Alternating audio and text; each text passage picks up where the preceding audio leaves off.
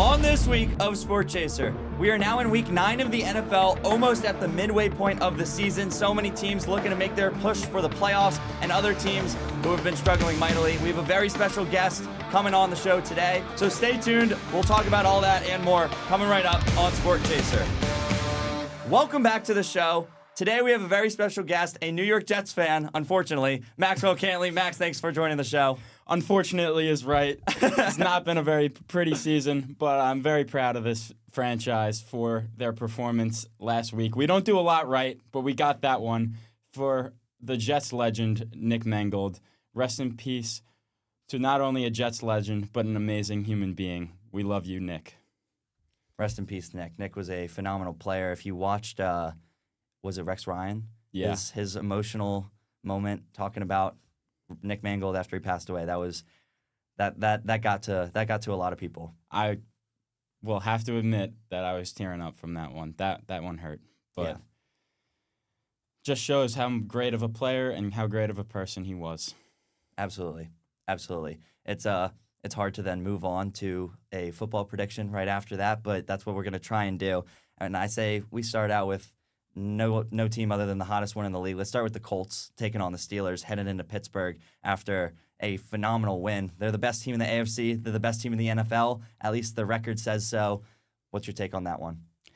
Can't believe we're saying the Colts are the best team in the AFC. Would never have predicted that one before the season. But as much as they are looking hot and looking like the best team in the AFC, I am going to go with the Steelers in this one. I think the Colts are bound to drop one. Wow. And I think there's no better place for that to happen than in Pittsburgh with Mike Tomlin. I think he has a game plan for the Colts. Jonathan Taylor looks unstoppable, but that Steelers defensive line, I think, contains Jonathan Taylor, and I think they get some pressure to Daniel Jones. Daniel Jones, as great as he is, he's still Daniel Jones in my mind. I just think that the Steelers can pull this one out. I think the Colts, I don't think this says as much about the Colts as it does about the Steelers, but I think the Steelers are going to win this game and then continue on and win the AFC North. Wow. We're getting all divisional big season predictions with this one. I mean, the Colts, they're a 3-point favorite. That's because they're heading into Pittsburgh. Pittsburgh is one of the most difficult environments to play in probably in all of sports. I mean, I can't say I've never been an athlete on a field or on a court, but every time you watch a team go into Pittsburgh, it looks like a challenge. But last week, they kind of crumbled against the Packers in the second half, and I think the Colts are a better team all around than the Green Bay Packers. I said it before, they're the hottest team in the league. They have the best offense, the best scoring team in the entire league. They have a top 10 defense, and they have Jonathan Taylor, who is outside of Christian McCaffrey and Saquon Barkley in the last 2-3 seasons. I mean, you can even argue he's ahead of that. He's having one of the best running back seasons we've seen in a decade, probably since Adrian Peterson. He's on pace for 28 touchdowns this year. It's an unbelievable number that he has been able to perform each and every week. For that reason, I'm taking the Colts. You're going upset Steelers. I'm going with the Colts on this one. Yeah, I think the Colts probably the right pick, but I'm feeling an upset on this one. I think the Colts have to drop a few, and in my mind, the Steelers are just the team to do it. Yeah, fair enough. It's a tough environment, that's for sure, but I just think that Jonathan Taylor and the O-line is really what sets this Colts team apart, not so much the quarterback. And as much as Daniel Jones has done for this team, I just think the Colts keep it rolling. Moving on now to Vikings versus Lions. This one is a huge divisional matchup. J.J. McCarthy might be back, but, how big of a difference maker is he even, especially now coming in against the Lions?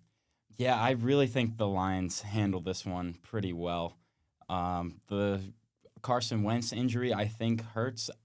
I personally think that Wentz is probably the better quarterback than J.J. McCarthy. So I think interesting. This is maybe not in a year or two, but in terms of winning this game, I think Wentz would have given them a better chance than J.J. McCarthy will do. So I'm going to go with all the injuries that Kevin McConnell may or may not have been. That's a crazy story, man. We don't have to get too controversial with this, but Yeah, I think the Wentz injury hurts, and I'm really sad for him because he was playing pretty well for a guy that wasn't expected to do much this season. But I think with JJ at the helm, the Lions are going to get some pressure. I think they're going to startle him. I think the Lions win this one by 2 scores. Yeah, I kind of agree with you. I actually have this one as my lock of the week.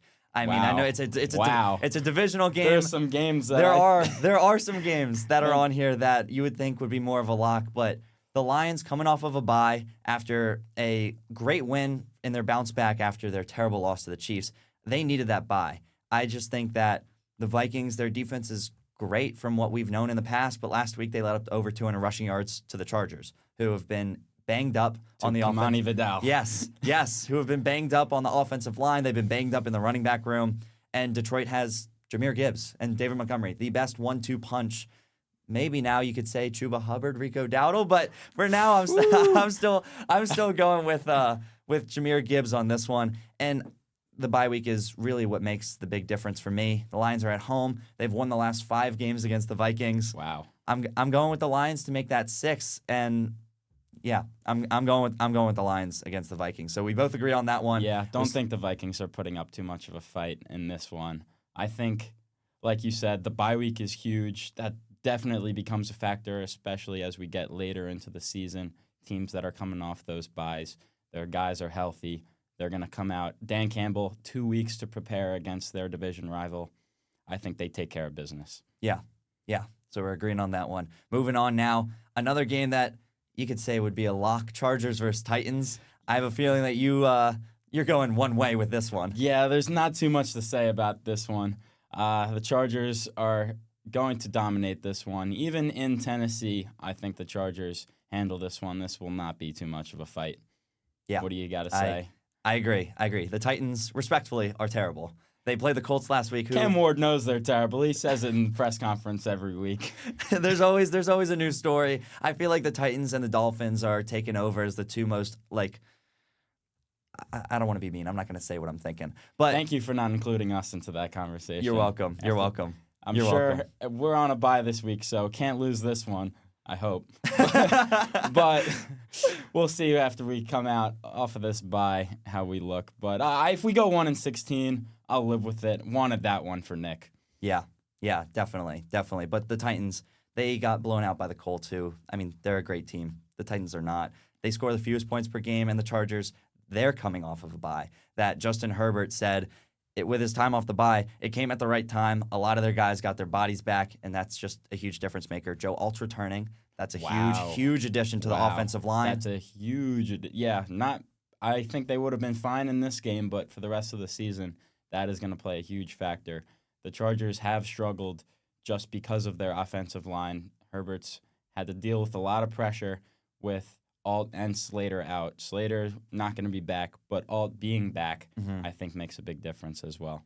It may not be 100% that Joe Alt is back as of yet, but it's looking very likely from what I'm seeing. So, yeah, I feel like we've been talking about this game too much. Chargers by a million. Moving on now, another game that you could say would be a lock, but I'm not too sure about that, is Panthers-Packers. This one is in Green Bay. The Panthers are one of those teams that, if you watch them, you wonder how they're in a playoff position, yet they are in a playoff position. It's kind of throws you off a little bit. Yeah, that's a shock to hear for most fans. Panthers and back in the playoffs. I think the Packers handle this one as well. The Packers earlier in the season dropped an unexpected game to the Browns. The Panthers that one hurt right after I predicted them to be the best team in the NFL. Yeah, I know. That definitely hurt the agenda. Yeah. But the Panthers running game is looking strong with the combination of Chuba Hubbard and Rico Dowdle. The emergence of Dowdle has been one of the best storylines in the NFL this season. He's top 5 in rushing yards for NFL running backs after only really playing 3 or 4 games. Most of them came in those 2 games, the back-to-back against the Dolphins and the Cowboys. Yeah, but I think the Packers have a much better defense than either of those teams, and I think they slow down that running game, and in Lambeau, I think the Packers get it done. Yeah, they're one of the better teams when it comes to playing at home. Talked about tough environments to play in. Lambeau is absolutely up there with one of them. They're the third best run defense in the league, but I'm seeing reports that are saying that Rico Dowdle is expected to take over. He's expected to start and get the bulk of the carries. They've been splitting the last couple weeks with Chuba It's back. about time. It's about time Rico gets that full workload. He's earned it. It hurts for Chuba Hubbard. He's been a great player for them the past couple of seasons. One of the lone bright spots, maybe you could say. Definitely. But it's Rico. Rico has earned that starting job. Yeah, completely agree. But Packers' run defense is too tough. I'm not even sure. Is Bryce Young back or is it still Dalton? Either way, I'm going Packers. Either way, Packers are going to take this one. And we move on now to what might be the most interesting game of the 1 o'clock slate. It's not the one you're thinking of. Ooh. Falcons-Patriots. This one to me is the most interesting one, and I'm really tempted to call it my game of the week, but there's one that's later on that we all know. We all know what the game of the week is. We all know what the game of the week is going to be. Know. But if it wasn't that, it would be this one for me. Really? The Falcons are the best pass defense in the league, facing off against the Patriots, who have the best deep threat quarterback of all time, maybe, in Drake May. Some of those numbers are going up against Tom Brady in his prime, Peyton Manning in his prime, Aaron Rodgers. I think it's Rodgers. I mean, that might have some Jets bias in there a little bit. But if anything, I would have anti-bias against Rodgers. Fair. But against the numbers, the Patriots, perhaps. The numbers don't lie. They don't. He's clearing everyone when it comes to deep balls, like 10 yards and beyond. He clears. Yeah. But then also on the other side, the Falcons have a top 3 running back in the league in Bijan Robinson. You could argue he's top 2. Can't really argue he's top 1 right now. No. Not as of right now. Top 3, I think, is safe to say. Top 3, for sure. And the Patriots have the second best run defense. This is going to be a low-scoring battle from these two teams. But if Michael Penix Jr. and Drake London are back... Which they are. They are. They are. This they were game, both cleared today. That's huge news. I actually did not even see that. This is going to be an elite game. It's going to be... If you love defense, you're going to love this game. If you love offense, you're probably going to love it too. I just feel like this is going to be an absolute masterclass on both sides of the ball. I would not have pegged this one for the game of the week or in that conversation. I took the Patriots and didn't think a lot about it. With Penix and London healthy, I think they have a spark on offense. And like you said, with a top 3 running back. But the Patriots have just looked so good, man. Mm-hmm. It pains me to say, but Drake May is looking phenomenal. I think they keep it rolling. I think the Patriots are hot. The Patriots are home. I think they get this one done. But the defensive battle is something I love to see. I love those gritty defensive battle games. They're so fun. I will be tuning into that one for sure. But I'm going with the Patriots on this one. The Falcons have just looked a little ugly the past few weeks. Mm-hmm. Yeah, they're, I feel like, the most hot and cold team in the entire NFL. One week they look great, unstoppable, and the next week they look terrible. And that happened 2 weeks ago against the Bills. Or was it 3 weeks ago because they had the bye? I think they played against the Bills and they smoked them. They got shut out by the Panthers. Yeah. And then right after they smoked Buffalo. And then right last week they faced off against the worst run defense in the league in the Miami Dolphins. And Bijan did nothing. And the Falcons got destroyed. The Falcons got destroyed by the Dolphins. The lowly Dolphins, man. Yeah. Can't So believe that. they're too hard to predict. I want to pick Atlanta so bad, but This New is England the type of game that they would win. This is the type of game that they would win when no one's like, no, the Falcons, they're cold right now, and the Patriots are one of the hottest teams in the league. This is such a trap game. I have Patriots on my. Go for it, take it. Let's go with Atlanta. Let's go with the upset. This is going to be one of the biggest upsets of the week. It's only a 5.5 point spread for New England, but I just think that with Penix and Drake London back, that genuinely does make a big difference for me. And I know it's going to be a great defensive battle. It's going to be one of the most fun games of the week. I think it's going to be one of the most underrated games this entire season so far. I'm going Atlanta. And that... All right. It scares me. It scares me, but I'm going Atlanta. We got another difference in our picks. Yes, we do. And now here we are with Broncos-Texans, one that we've talked about a little before the show. We know we're going to be differing on this one. Yes, we know we're going to be different. Two of the league's best defenses. I'll let you start this one off. Best defenses indeed, but the Broncos lose Pat Surtain. Nico Collins cleared from his concussion. He's back. That's the difference maker for me. Texans are home. I'm rolling with the Texans on what probably is an upset. I know the Texans are They're actually favored, technically the favorites. which is a shocker to me. Yeah, me too. The Broncos are the favorites. We know that. Yes. But I'm going with the Texans at home. I think C.J. Stroud and Nico Collins will have that connection against a Patrick Surtain-less Broncos defense. I think they get it done. Yeah, that's feels like a bigger upset than what it actually implies based off I don't the know what odds. Vegas is up to something with that one. Yeah, but like that's what scares me the most is the fact that this should be Broncos -4 at least, and it's Texans -1.5. Like that's the kind of thing that scares me a little bit. It's because Denver's hot. Everyone's going to pick Denver now. But I am also, because they have the most sacks in the league by a wide margin, and what have the Texans struggled against all year long? The Texans' offensive line is, Yeah.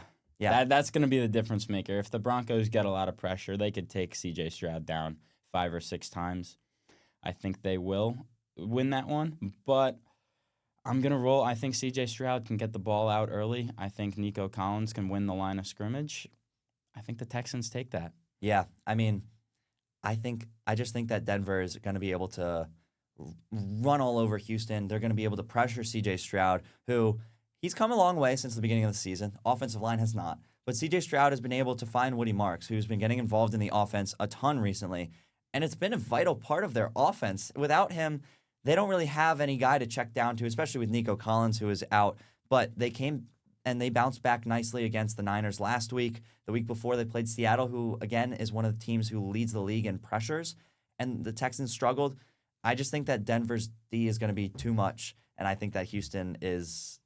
I don't think that they're going to be able to pull out the win. I trust Denver's offense more than I trust Houston's against the other. It's tough. Yeah. It's going to be a low-scoring game. Don't expect a lot of points in this one. No, both teams with great defenses. The Texans, I believe, have only allowed 20-plus points twice this season. They're allowing 14 points per game. Yeah.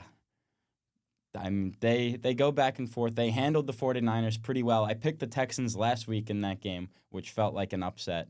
I don't know what the spread was, but I viewed it as I actually think the Texans might have been favorites in that one also. They might have, but I viewed that one as an upset. The Texans were 2-5 at that time, or 2-4, and I got that right. So I'm rolling with my team. I'm rolling with the Texans there. All right, we split once again. All right. And we move on now to Bears versus Bengals. This is another one. I think we might go against each other on this one. Now you're making me think that you're going the other way. And I have a feeling, does it have to do with the injuries? No. Let's yes, just get to I'm it. going with the Bengals despite the possible Joe Flacco injury. Interesting. I'm a little bit scared of the potential Jake Browning start, but I think if Flacco does end up healthy enough to play in this one, I think the Bengals pull it off, which might be surprising considering my lowly Jets just beat the Bengals, but their offense with Joe Flacco looks so much better night and day from when it did in weeks 2 and 3, 2, 3, and 4 maybe. With Joe Flacco at the helm, they've looked a lot better offensively. I'm not buying the Bears. I'm not. I know they have a winning record, but I just don't think that the Bears have what it takes to continue on and make the postseason. So I'm going with the Bengals. I think they bounce back from that win against the Jets.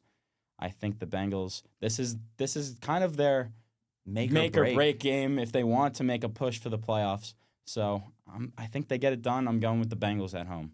Yeah, the Bears are one of the hardest teams to watch because they look so bad at times. They look so good at times, though, too. It's a mixture of both, and it's like they're the best-worst team, the worst-best team that you never always want to watch. Like every way that you could confuse yourself thinking about a team, that's the Chicago Bears. They have all the tools. And now Swift is injured. Luther Burden's going to be out. This could be the Kyle Monangai game. He's had Kyle Monangai breakout that we all want to see. He had it a couple weeks ago. If it wasn't last week, it was 2 weeks before that. He had a pretty solid game on the ground. But now no Swift. Monangai leads the backfield.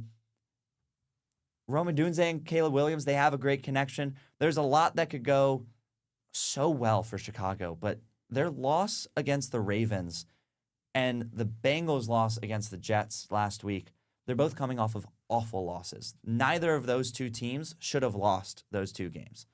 They should have won, straight and simple. No Lamar and against the Jets, respectfully. Respectfully. Yeah. No offense taken. But the keys to this one, it's going to be red zone efficiency and takeaways. The Bears, they've struggled all year long scoring touchdowns in the red zone. They have 7 touchdowns in their 20 trips to the red zone. Wow. The That's Bengals terrible. allow 70% touchdown rates to opponents when they're in the red zone. That's the 3rd highest rate in the entire NFL. And then for the takeaways, the Bears are the best team when it comes to forcing takeaways. In each of their victories, they have 3 or more takeaways in each. In their 3 losses, they have 1 total.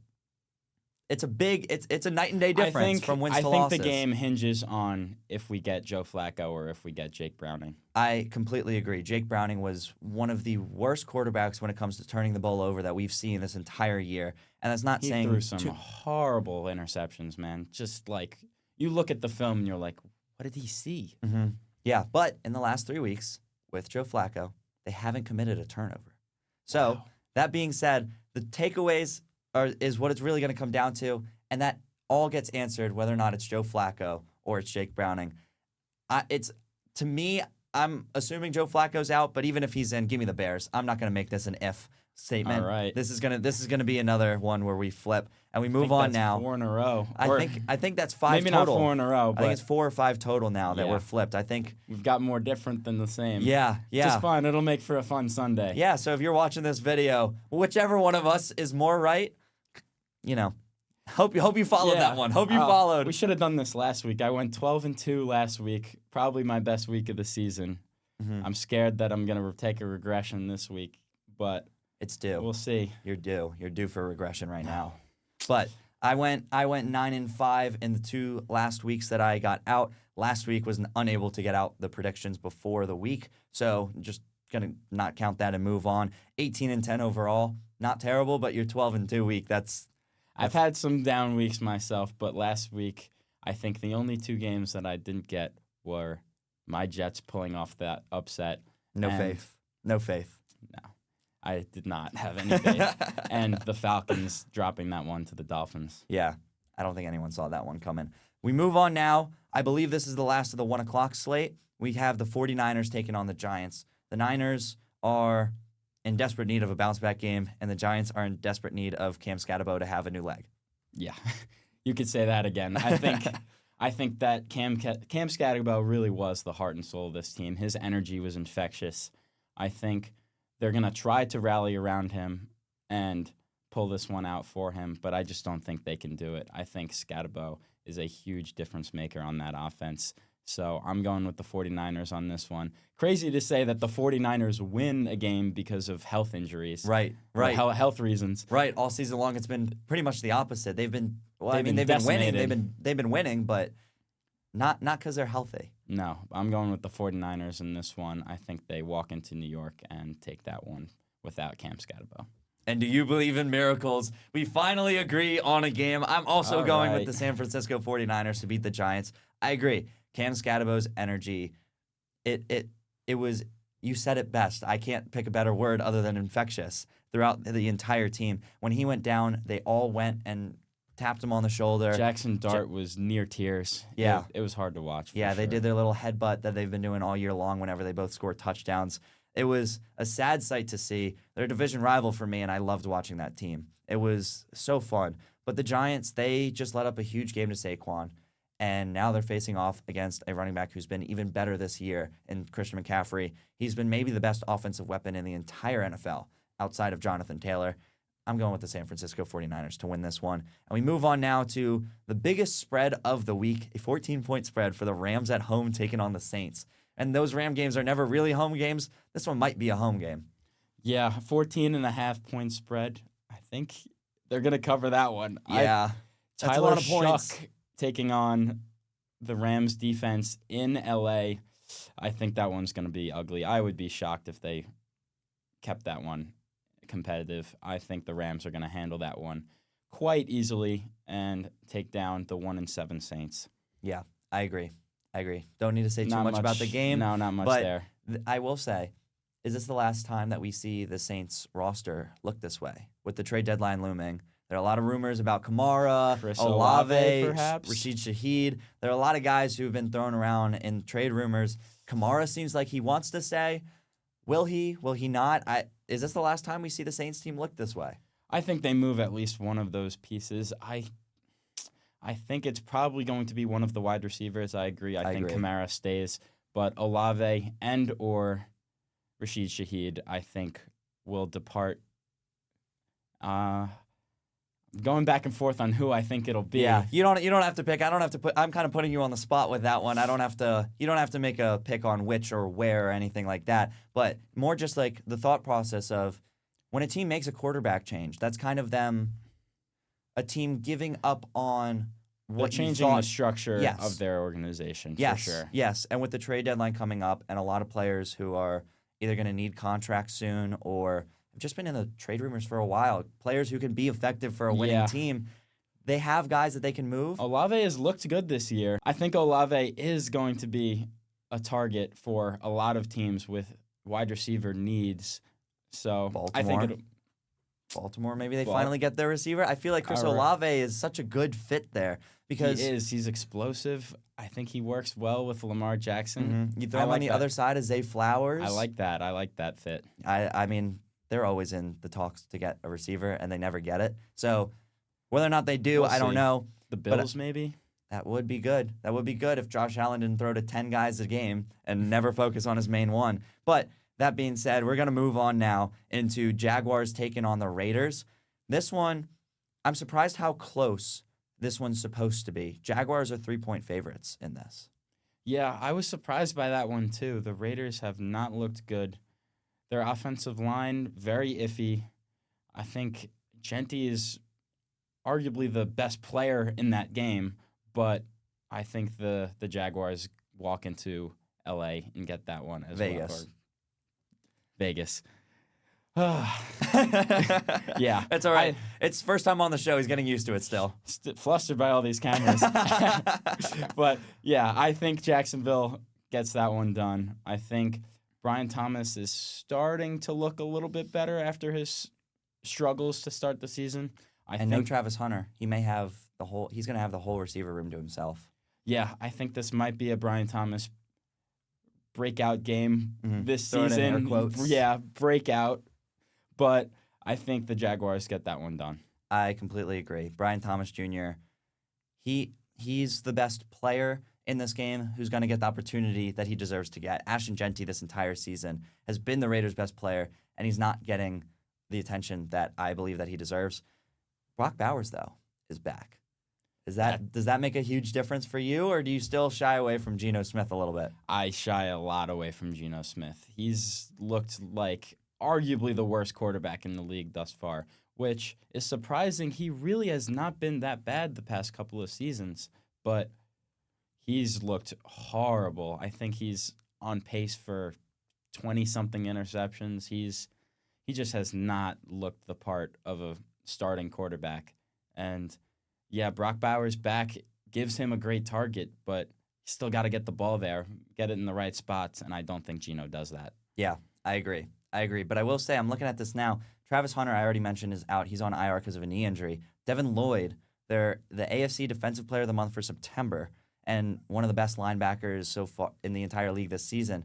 He's considered a long shot to play. Ooh. That's going to make a big difference because he was probably the guy who you would want to match up against Brock Bowers. Now I'm seeing why this line's closer than I was expecting All before. right. Maybe Now- this is a competitive game. Yeah. This was one of those games I put at the very bottom of my watchability list, Yes. but we'll see. Maybe the Raiders keep it interesting. Yeah, we'll see, but I don't have it in me to pick a Geno Smith-led team in No. 2025. For that reason, we're agreeing once again and going with the Jaguars. And now we get into what is no doubt the game of the week. Kansas City Chiefs taking on the Buffalo Bills. We see it in the AFC Championship almost every single year, it feels like. We see it in the regular season, and it never disappoints. Never disappoints is right. I cannot believe the NFL did not put this game on prime time. Yeah, they decided to throw Cardinals-Cowboys on Monday night and Seahawks-Commanders. Yeah, I don't. you knew going into the season that this was going to be one of the games of the year. It is every year. So looking forward to this one. I am going with the home team in this one. I think the Buffalo environment impacts Kansas City. They have not looked as good this year as they have in previous years. I'm going with Buffalo in this one. What do you say? I have been flipping back and forth this entire time. And the reason being is because Buffalo started hot. They slowed down, but then they had their bye. And now we don't really know what to expect. And the Chiefs were the exact opposite. They started out as with me questioning whether or not their dynasty was done, and let alone their season. And now they're one of the hottest teams in the league. They're the best offense in the last few weeks. They're the best defense in the last few weeks. They're the second overall in the entire league when it comes to not letting people score on them. The Chiefs are. And both these teams just do everything so well. The Bills, if they want to win this game, it comes to putting the ball in Josh Allen's hands. That's something that they haven't done so far this season. Get back to what works for them, which is letting him beat opposing teams. They haven't done that. That's why they lost to the Falcons. That's why they lost to the Patriots, is because they didn't do that. I completely agree. Josh Allen is the playmaker for this team. Whether it's with his arm or with his legs, you got to give him the ball. Let him. I think this is going to be an offensive battle. I think both teams. It could be a similar situation to the AFC Championship where they go back and forth at the end of the game, trading touchdowns. I would love to see that. Mm-hmm. It's going to make for such a great game. But I'm going with the Bills. I think the Chiefs have looked phenomenal the past few weeks. I think they did right the ship, but Buffalo needs a bounce back. I think they get it with this game. I think they get the momentum boost that they need. Yeah, they need it. Oh, this one is genuinely a coin flip for me. I am also going to go with Buffalo. And the reason is because everything in my being says that the Chiefs are the hottest team in the league right now and should win, but Buffalo needs it. Kansas City should get it, but Buffalo needs it. I'm going to go with the team that needs it. I'm going with Buffalo for this. But this one is going way over. If you're looking for a lot of points, I don't know what the over-under is, whatever it is. Yeah. The over-under, I think, is somewhere in the 50s right now, but it doesn't even matter. Take it. And if you're looking for, while you're making dinner, some entertainment, throw on the fourth quarter, because this is when it's going to heat up. Exciting football. I tend to side with the home team when I'm going back and forth, so that's one of the reasons why I'm leaning Buffalo in this one, especially with their environment. The Bills Mafia are going to come out strong for this game. Yeah, and when it's in the regular season, it's never a bad thing to pick Buffalo. The playoffs, it's been a different story, though. But now we got our game of the week, and that game of the week we actually agreed upon. So look at that. Wow. Look at us. We've come a long way from the beginning of the show. And we move now into Sunday Night Football, where I'm going to start this one off because this is Seahawks taking on the Commanders. Yeah, this is your game. Let's hear what you got to say. This has been a rough season. Emotional bias coming in here? My emotions are, I feel hurt by the way that this team has performed this season. And it's hard to blame the team. Oh, everything that could go wrong with this team is going wrong. The injuries, Jaden Daniels has been out for a while. Then we had Marcus Mariota, who looked good at the start and then hasn't looked good since. We've had offensive line injuries, defensive injuries. Our receivers have been out. Terry McLaurin is now, he hurt his quad, came back for a week, scored a touchdown last week against the Chiefs on primetime, and is now out again after re-injuring his quad. Same injury. Same one. That hurts. Same one. And now we come in and face off against the Seattle Seahawks, who, I said it earlier, they're one of the best teams when it comes to pressuring opposing quarterbacks. And now with an injured offensive line and injured receiver room, I'm hoping Jaden Daniels is fully healthy, because if he is fully healthy. That's what they say. I don't know about fully healthy, but he is playing in this one. Yes, no, he's 100% playing in this one. But with hamstring injuries, I'm just concerned. That's always a scary thing. Yeah, I hate those hamstring injuries, man. I am gonna take Seattle in this one. I'm not gonna pick with my emotions. I'm gonna pick with logic. Seattle's defense has been among the best in the entire league. Washington's offense has been so shaky, but it's because of who's been able to play, not so much of the fact that the Commanders... There has not been a very consistent roster out there.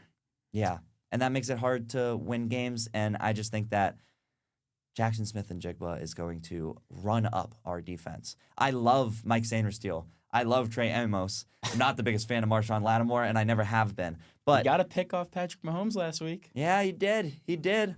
I wasn't watching the game. I was at the IU women's basketball covering the team, so I wasn't able to see that. But, that's probably the first thing that has been great for him all year long. But I'm going against my emotions. I'm going with the Seahawks to win this game, and I hope it's a shootout because I hope that the reason we lose isn't because our offense underperforms. I'm hoping that if we were to lose, it's because the Seahawks just outperform us, not because we just don't look good. That's what I'm hoping for, but I'm going Seattle. Someone in the studio's got to take the Commanders. Yes, it's gonna I be love me. it. I It's love gonna it. be me. I love it. I think they bounce back once again, another home team. I think they need this win for their playoff chances. I think they get it done with Jaden Daniels back. I think he's going to look good. I think he's going to be able to run. Seattle's pass rush is pretty strong, but I think Jaden Daniels can get out of the pocket. I think he's going to do it with his legs, and I think they take this one. Wow. I feel Did bad I just now. shock you? It does. It does. I feel bad not taking my own team, and you're going to be taking my own team. But I guess that's what we're doing here. It's an emotional hedge. Yeah, emotional hedge. Exactly. Either we win or I win, I guess. Yep. But now that being said, division rival in Monday Night Football, the Dallas Cowboys hosting the Arizona Cardinals, who, the Cardinals are. Yeah. Is Kyler Murray going to play? Is it going to be Michael Jacoby Carter got Brissett? cut. Michael Carter got cut, and now he's running But he the still might backfield play? in practice. He's on the practice squad, yet he's practicing as the RB1. I don't know what's going on in that organization. No, that organization, I think, is a dumpster fire right now. And the one way to Cowboys phrase have it. had some up and downs this season. I'm picking the Cowboys. It's not really because I'm confident in the Cowboys, more so thoroughly disappointed in the Cardinals, but I'm going with the Cowboys in this one. I think their offense has looked pretty good the past few seasons. They're Pretty good. They're the best past passing few team in the weeks. league. They're the second best offense in the league behind the Colts. Wow. Yeah. Yeah. Javonte Williams, his breakout. I've not been a fan of him in previous years, as Chase probably hears too often. Yeah, he's been the most vocal Javonte Williams hater that I've ever met in my entire life. I just have not thought he's good at football, but the Cowboys' offensive line doing better than it has been in previous seasons. I think the Cowboys, this might be their best chance to make some noise in the playoffs than it has been. So I'm going with the Cowboys in this one. Still a little shaky on that team, but offensively they're explosive. They're going to put up 30 or 40 points on the Cardinals for sure. Yeah, the Cardinals are one of the most dysfunctional teams right now in the NFL, and it feels like there's quite a few of those. But the Cowboys are the tale of two halves. On offense, I just said it. They're the second best offense in the league. They're the best passing team in the league. On defense, they're the second worst in terms of yards allowed. They allow over 400 yards per game. Oh, and when it God. comes to scoring, they're the second worst as well. They allow 31.3.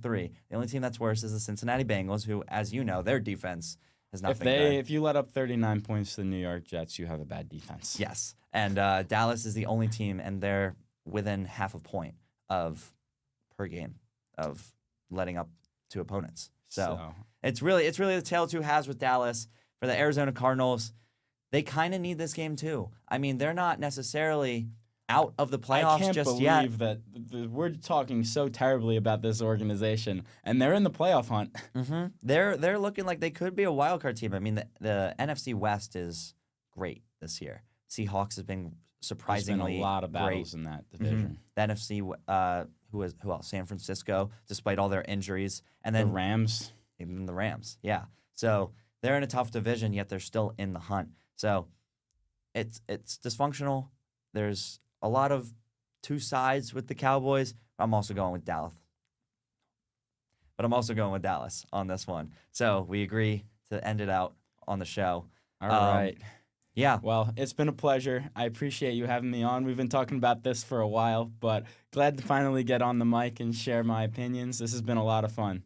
Yeah, no, I had a great time. Thank you guys all for listening. It was a great show. Comment down below who you think's going to win. We'll say the game of the week, Chiefs versus Bills, because that's the biggest one.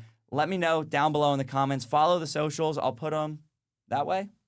Yeah, I'll put them that way. They'll be right here, listed out like this. And then, yeah, stay tuned for next week. I'll hopefully be able to get back in the studio on Monday, which means you'll have another episode on Tuesday, recapping this week, recapping the NBA through 2 weeks, and the NHL through 1 month. All that being said, thank you guys for tuning in, and I'll see you guys next week.